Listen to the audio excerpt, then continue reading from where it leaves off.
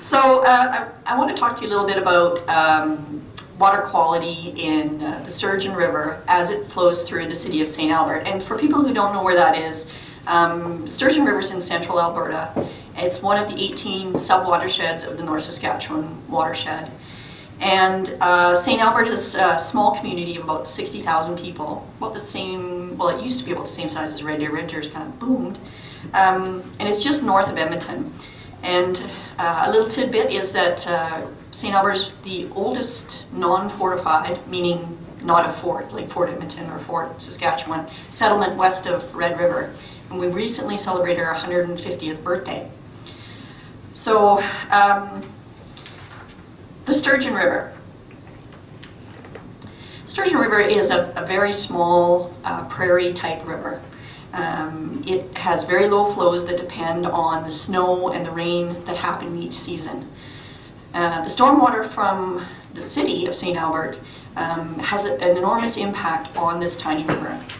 The low flows that go through the river, particularly in the fall months, really mean that any sort of contaminants that enter the system, whether it be sediments or other types of contaminants, build up quickly, and the negative effects are felt very, very quickly.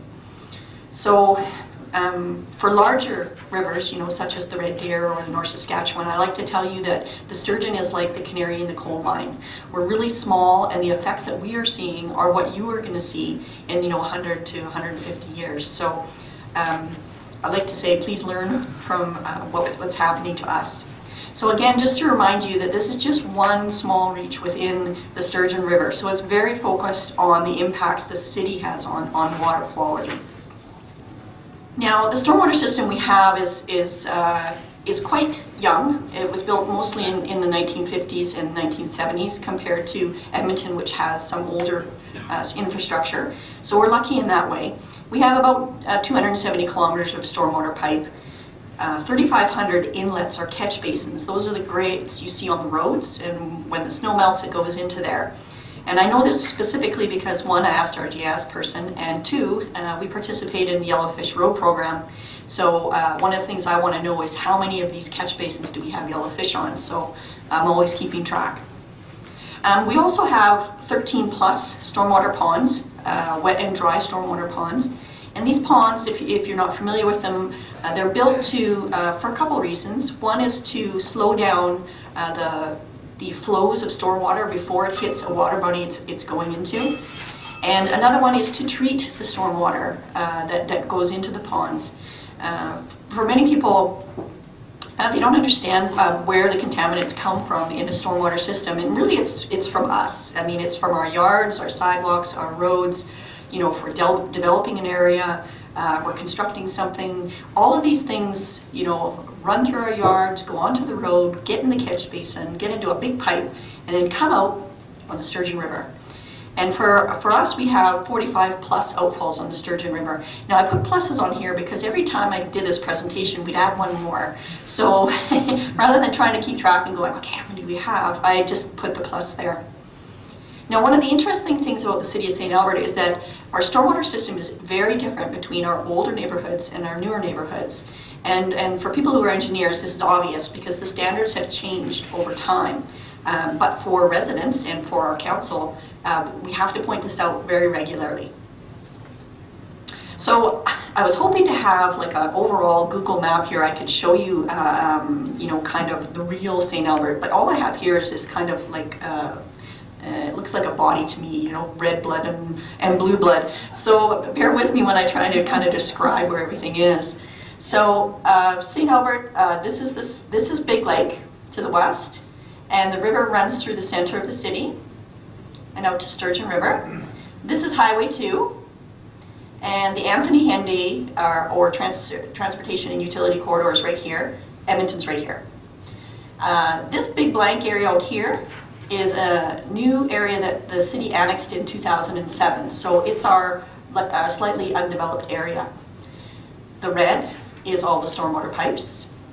The purple triangles here are our stormwater outfalls. And then the blue ponds you see here are our stormwater ponds. And you'll notice that they're largely in the outside of the circle because our older neighborhoods didn't have those standards. You'll even notice in some of our older neighborhoods, like down here in Mission, there's not even any stormwater pipes. It's all surface water. And it comes to one little catch basin here at the bottom of the road. And you can guess it probably floods just about every year. So, so that's kind of an overall view of our system.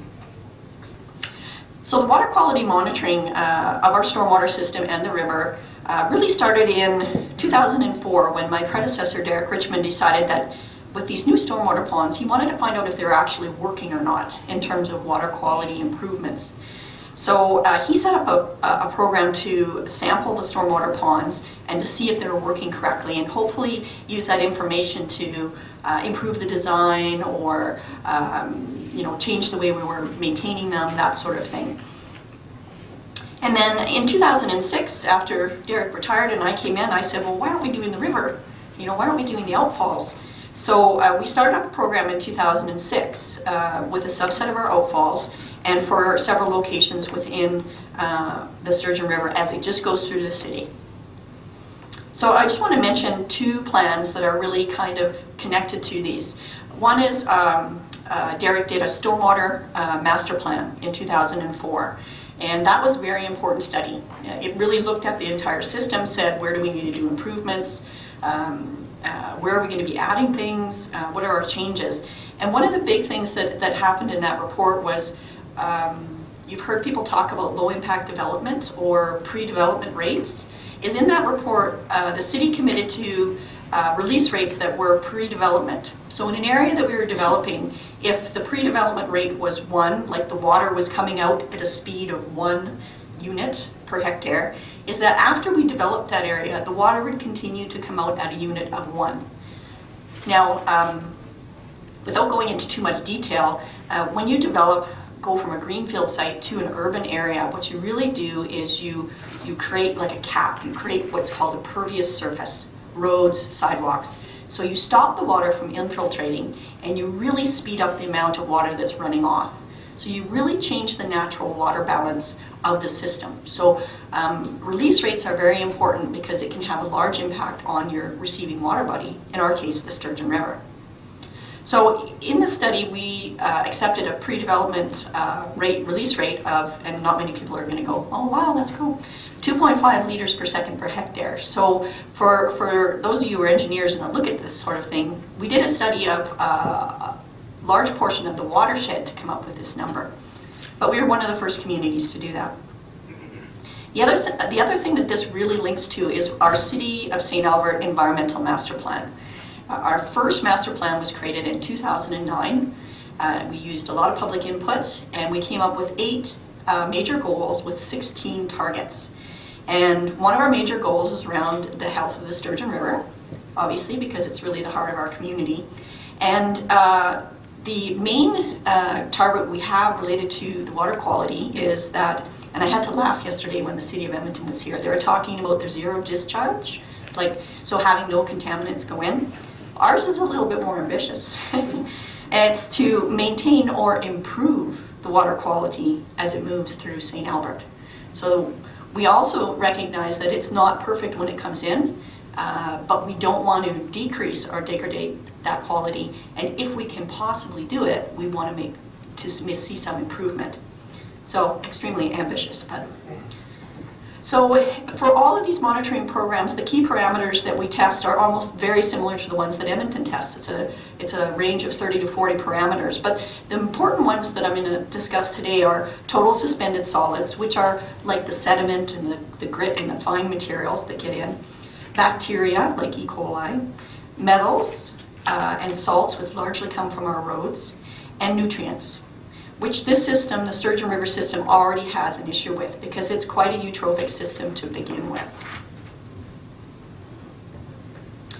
So as I mentioned, in our stormwater ponds, the older areas, they used existing ponds or drainage areas to really try to do some stormwater retention and treatment. And then we have 2 ponds that are within St. Albert. We call it the Grandin Pond and the Havenwood Pond, which are actually old sloughs that the early engineers tried to filter the stormwater through, which was quite ingenious, but they don't work very well because that's not what they were designed for. And in the 2000s, we really started seeing more engineered ponds appearing around St. Albert in those outlying areas, the new neighborhoods, Heritage Lakes, Erin Ridge, and some of our really new areas like North Ridge. The ponds have actually evolved. Now we're seeing more, instead of just rectangular ponds, we're seeing curvy ponds with, you know, starting catch basin and a change. And I'll show you some pictures. So of the 13 existing stormwater ponds that we do have, we did water quality monitoring on them. And one little tidbit I wanted to point out here is that in our annexed area that I showed you on the graph, is that based on utility master plan, we're predicting to have 50 more storm ponds in that area. So it's very important that we understand how these storm ponds work and how we can improve them, or especially in the long term, reduce their maintenance costs. Because it's very difficult to go into a stormwater pond and take out all the sediment and reestablish vegetation. So we really want to try to maximize that. So the main goals of the water quality program for the ponds was really the effectiveness of the water quality treatment. So samples were taken at the inlet and the outlet of the pond. Obviously, hopefully it's coming in not too contaminated, but by the time it leaves, it's cleaner. We take the samples 2 times a year, May and August, and we tested for the 30 parameters. So again, here's my a little diagram with just to give you an idea of where the ponds are. We have a couple down in the south. This is actually the one that was wetland to begin with, and this is man-made. The rest are man-made. So they're kind of scattered around the newer areas. Now this is a picture of one of our newer stormwater ponds in North Ridge. So as you can see here, this is the inlet where the water comes in, and this is the outlet where it comes out. Then this eventually attaches to our stormwater system and makes it out to an outfall at the river. So we take a sample here, and we take a sample here, and then we analyze, and hopefully we see if there's any difference. Now this is one of our newer ponds. So what you'll notice here is how there's kind of a smaller pond at the beginning, and this is kind of try to have it smaller and really deep so that the sediment falls out very quickly into this area. And we've done that, we've evolved that because for maintenance reasons, we want a small area that we have to dig out if we can possibly. And I actually try to make it so it's not too, I call it pretty. Try to not make it look too naturalized, because when you do go back to these areas, you can see, I mean, there's a lot of vegetation. And people get very upset when you go into these and you dig all this up and they're just saying, whoa, you're disturbing the natural habitat, and what about the ducks? And it's like, well, it's a stormwater pond and it's full of dirt and we gotta clean it out. So in this first little bit, we try to keep it kind of more engineered and staged so people are prepared when we come back in with a big backhoe and dig it out. Whereas this area, we try to keep nicely vegetated, shallow slopes, and there's lots of ducks and birds and stuff in there. And that really helps with the water quality treatment. So all of these things we're learning as we're going along. So in general, for all of the ponds, and I wish I could talk to you about every single one because they're all very, very different, but the findings were really positive. So the contaminant levels are definitely lower at the outfall than at the inlet. We definitely see a reduction in sediments and our metals, and if we have any bacteria that's coming in. So that's good. One of the things that we've started doing, just last year we started sampling earlier in the spring, and it's right now is March and April, and we're trying to get the meltwater from our roads to assess whether the salt contamination is higher in the spring, or if the salt contamination is high in our ponds, is it high in our outfalls, is it going to be impacting our river? And based on the preliminary data from last year, there's very low levels of salt that we're doing. And that really goes to our public works guys. We use in St. Albert extremely low levels of salt. What we do use a lot of is sand, which can have also its negative impacts on the river. But in terms of salt, our guys usually use 10% or lower. Whereas when we meet with the regional groups, City of Edmonton, for example, in their downtown area uses 100% salt brine. And that's because of the transportation issues and the issues with being able to put down materials.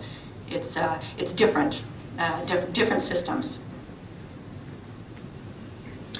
So for the outfalls, again, I mentioned there was 45 plus outfalls draining into the river. The pipe sizes range from 300 to 99 or 1900 millimeters, again for the engineers out there. So it's like this to really, really big. They drain very different areas of the city and very different sizes. We go from catchment areas that are 2 hectares and just capture a little park in downtown to our hugest catchment area, which is 543 hectares, which covers 6 neighborhoods, an industrial area, St. Albert Trail, some of our major collectors, and it all comes out in one outfall. Now you ask, well, why didn't you just even it out? You know, why didn't you just spread it out and make sure it came? Well, the thing is that when you develop stormwater systems, you follow the relief of your city. So if you have a huge area that's a bowl leads to a ravine, your stormwater is going to go down and out. So you have to follow the topography, and you're very much dependent on that gravity and movement. Water runs downhill, so you have to deal with that. So this is just the little purple triangles of our outfalls. As you can see, they're spread through the city. Most of them are downtown. It is our oldest part of the city. So, I mean, that's where there's a lot of small ones that have small catchment areas. You'll find as you move out into the outer edges here, this is our biggest catchment area. This guy captures pretty well all of this. So in the newer areas, the much larger catchment areas, where there's the relief that it can handle. So I don't have enough money to sample all 45. So what I did was sampled a subset of 8 to 10. Really, I'm up to 10 now. And we've been doing it for about 5 years. So I've there were some outfalls that I wasn't getting consistent flow coming out of it. So how good is that, you know, for sampling? So I've kind of switched the outfalls over time, and we sample them 4 times a year during the spring melt, which hopefully you capture your absolutely worst case scenario because everything's cleaning, running off the roads, everything's coming down, and you catch that. And then 3 major rain events annually. Again, what I'm looking for is capturing the data at the worst possible time. So it's trying to give me an idea of, I guess, the worst case scenario. You don't want to do it at a time where you think your flows are going to be fairly clean and it's normal. You want to try to capture the worst so you can plan ahead. Again, we test for the 30 parameters. The one thing you'll notice on here is that we do capture for pesticides, which is different than our storm ponds. So we test for pesticides in the fall and metals in the spring. So metals because it's largely from our roads, and we want to capture that information. So our findings, as you'd expect, it varies between our outfalls.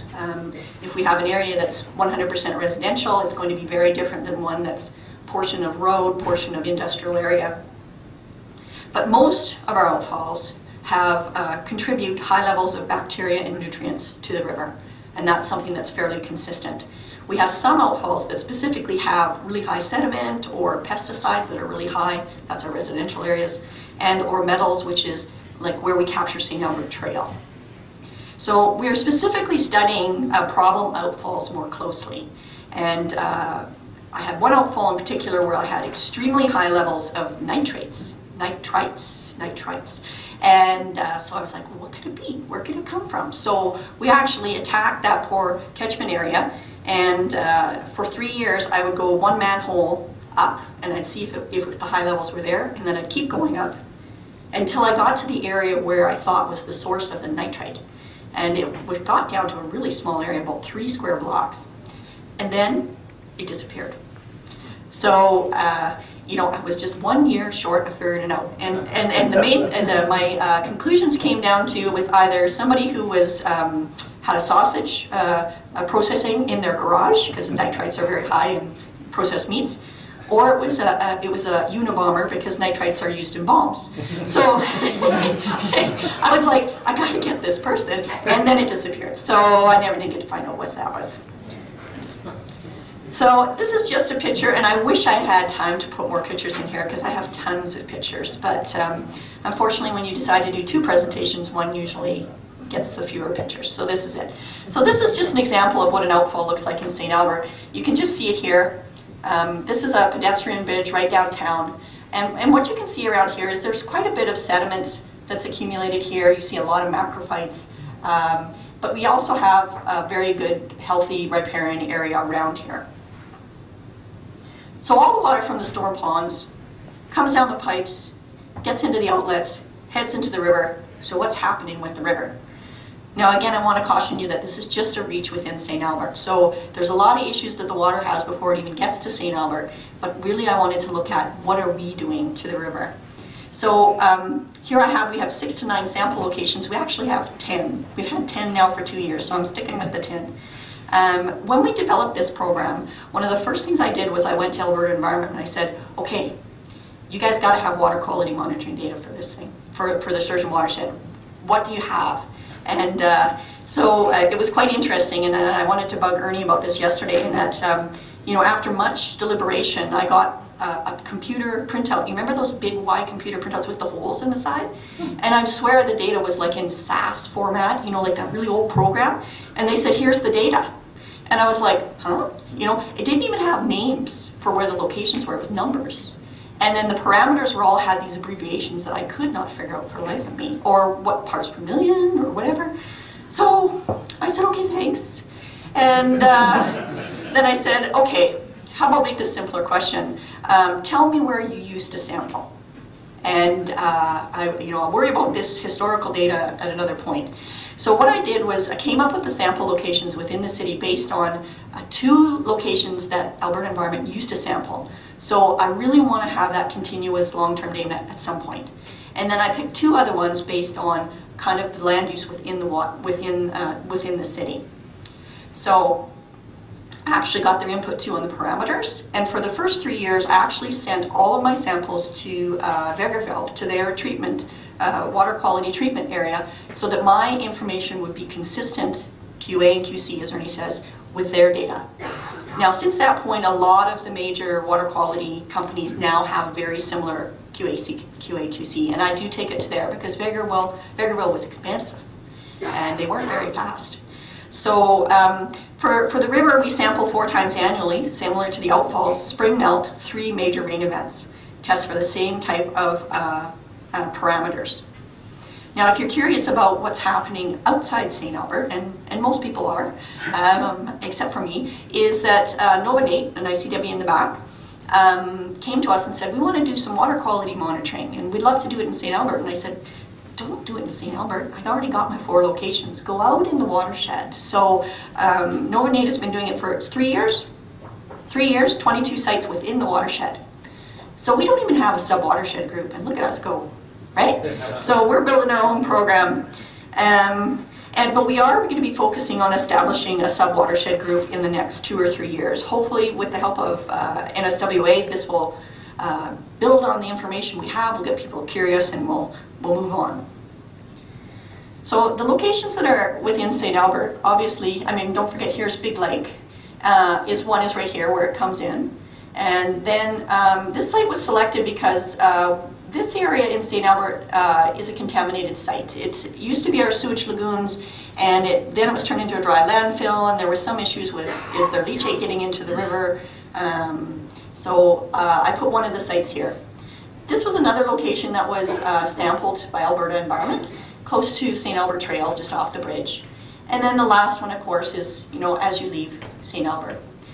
Now, there is a couple other sites that aren't on this graph. I do collect water samples from, this is obviously a creek, and it's Carrot Creek.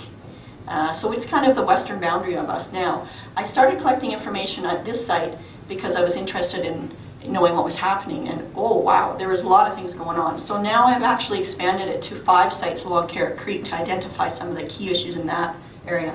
And then there's one off the map where I actually sample, you see it's way up there, see? And the Sturgeon River when it comes into Big Lake. That's in Sturgeon County, but I also want to know what inputs are coming from that area. So what are our findings? Unfortunately, water quality decreases as it moves through St. Albert, particularly for bacteria, pesticides, and nitrogen. Nutrient levels are high for all of our sample points as through the city, and we're still trying to tease out what is background and what is impacts from the city. Carrot Creek has very specific issues. It's largely agricultural around the area, so it has issues with sediment, The upper reaches actually touch Highway 2, so there's some salt issues there and metals. And then we have some peaks in E. coli and some highs in some pesticides, agricultural pesticides. So we have some good data.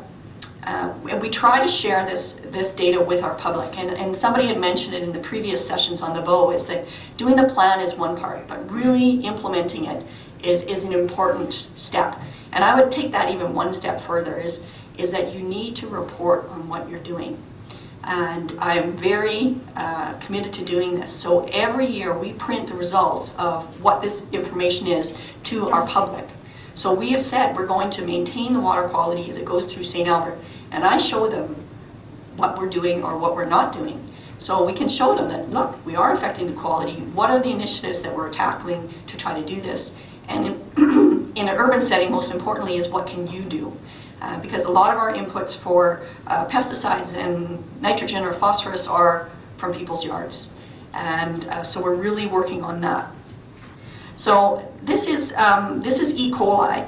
And really the basic thing you need to know is this is the Sturgeon River when it comes into Big Lake. This is Carrot Creek, so it's usually got a different pattern. But this is what to look for, is this is where the water comes in and goes through St. Albert. So for E. coli, you can note that at Site 1, and this is spring and fall, so spring and fall samples. You know, it's quite high. Some of the sites are much lower, but typically it's an increase in E. coli as you go through the city. Now you might be thinking, okay, well, what's that from? And how do you know where that's coming from? We did a quick test to determine if it was human waste that was contributing to this. We do not have any wastewater treatment within St. Albert. It all gets pumped to the Capital Region wastewater treatment plant and it gets discharged into the North Saskatchewan River. So any human wastewater would be just from cross connections in our pipes. Somebody, you know, connecting their toilet pipe to a stormwater pipe. It's fairly rare. And what we did to test for that was, if you test for caffeine in your stormwater, that'll typically tell you whether there's human impact on it, because animals don't drink coffee, only humans do.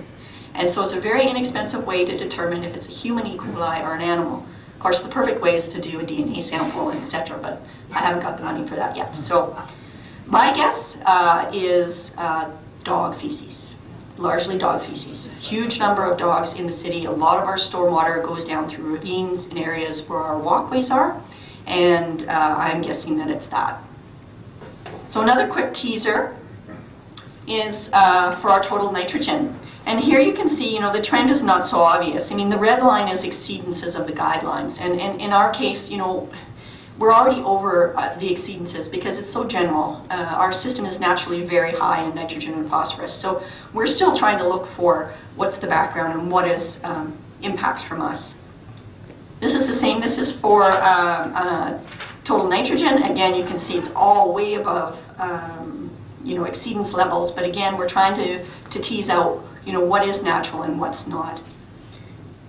One is interesting here is you'll notice, like, this is suspended solids for Carrot Creek. Obviously we had a big issue, you know, in fall at this one location. Something was going on because it wasn't coming from these locations.